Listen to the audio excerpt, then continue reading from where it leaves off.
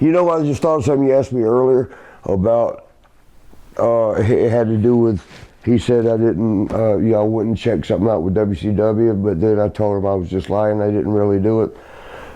Let me please tell that one right here. Let me. Oh yeah, before we forget about it, this goes on into later years, but we'll tell that. Yeah, what happened, Shawn was, at the time, we just had a meeting with Vince about our pay.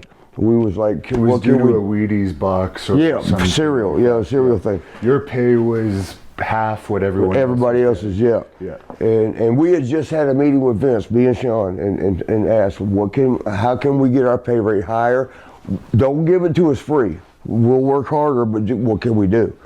And Vince stuck his hand out. You just did it. I appreciate that. Because we said, I did. Shawn ain't say nothing. But I said, we'll work harder. We're not asking you to give us a higher pay rate. We just want to climb the ladder.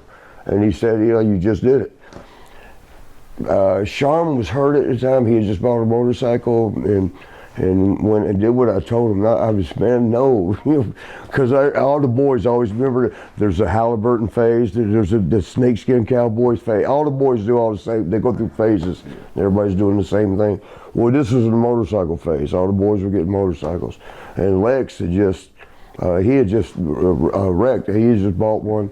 Brock Lesnar even got into a wreck in later years. Like, he fucked up his leg. Oh, see, and when Lex had done it, it was funny because he just got off the car lot with a brand new motorcycle, and then hit something out there and tore his leg up a little bit. And they told him, well, as soon as you drove your motorcycle off the lot, it's worth half what you just paid for. It's just appreciated by. And that's true. I guess I have some cars and everything. But anyway, I was just telling Shawn for the wrestling, for our careers. Now, don't mess with the motorcycles, man. Not right now. Shawn went in and got one, and from what I remember him telling me, a railroad track. It was a little bit slick, wet out, and he put his leg down and it tore. He had to get all that surgery.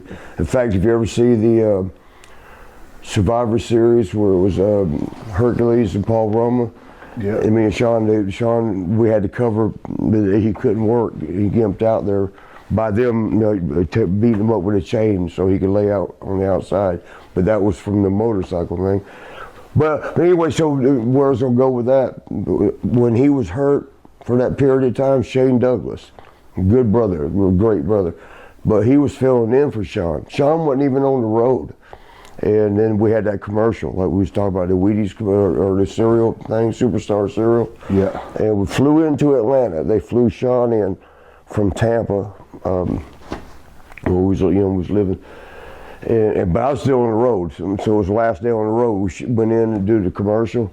You have to sign. It was our second commercial with more than 3 words, and by union SAG, you have to sign SAG agree a card thing, sign up for it. And they got all this, everybody's paperwork there. And we're looking for ours. We weren't trying to see other people's money, but we're looking for our names.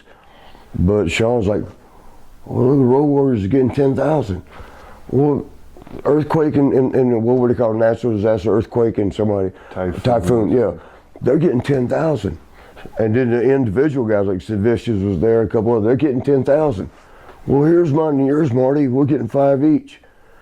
Road Warriors were getting 10. Everybody was getting 10, but we were the only ones getting 5. And we had just talked to Vince, like, how could we up it? There was a perfect opportunity, but so Shawn went crazy about it. Fuck this shit, let's quit. Fuck this shit, fuck. And back then, I didn't, it was kind of goofy. I was like, he said nothing. I'll go call him now. You want to quit for real? Let's quit. And he was like, yeah, I'm tired of this shit. We just talked. Let's quit. Payphone. We didn't have cell phones. Straight over to this is at the commercial place in the studio. Right to a payphone. Called. Got Pat Patterson. I remember saying to Pat, "Hey Pat, I need to talk to Vince. Marty, Vince is busy right now. Can I help you?" I said, well, yeah, we just want to know how to put our notice in. Is it a written 90 day? Because you have to do 90 days to get out of your contract.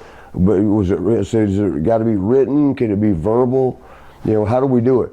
He goes, oh, Jesus Christ, Marty, hold on, let me get Vince. He was like, and so then Vince got on the phone. Now, Shawn is standing right here. I'm right here on the payphone. Here's Shawn right here, hearing every word. So Vince is on, and I told the same thing. I was like, hey, man, we want to put our note. He goes, ooh, what's the matter, Marty? Can we talk about this at TV? I said, no, we just talked to you a few weeks ago, and it did work. So now we're done talking. We just want to put our notice in. We want to do it the right way. And he's like, well, I guess I could appreciate that. I really wish you wouldn't, but if you feel that's what you need to do. And so he's looking through his, you hear the papers, he was looking through the book. He goes, well, now remember, Shawn's here. He's only hearing me. He can't hear what Vince is saying. Yeah. But when Vince tells me, well, he goes, we got Survivor Series in 3 weeks. I'll let you guys finish up there. I got excited because that, you know what they do the 90-day thing for is they beat you down for 90 days. That way you ain't worth shit when you go, somewhere else. So for him to say we could finish up at Survivor Series, nobody cares if you lose there anyway. Nah. So I was like, he just did us a favor, and I was all happy. I'm like, Pharrell, thank you so much, man. Thank you. Shawn's right here just hearing the thank yous. And so when I hang up with Vince, he goes, what'd he say? I said, hey, bro, you ain't gonna believe this. He's gonna let us finish up at Survivor Series.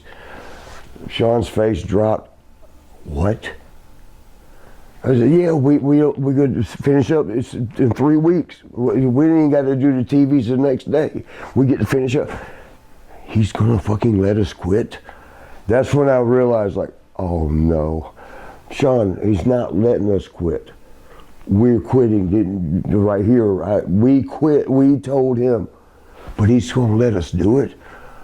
I knew then it was going to be a problem. I was like, oh no.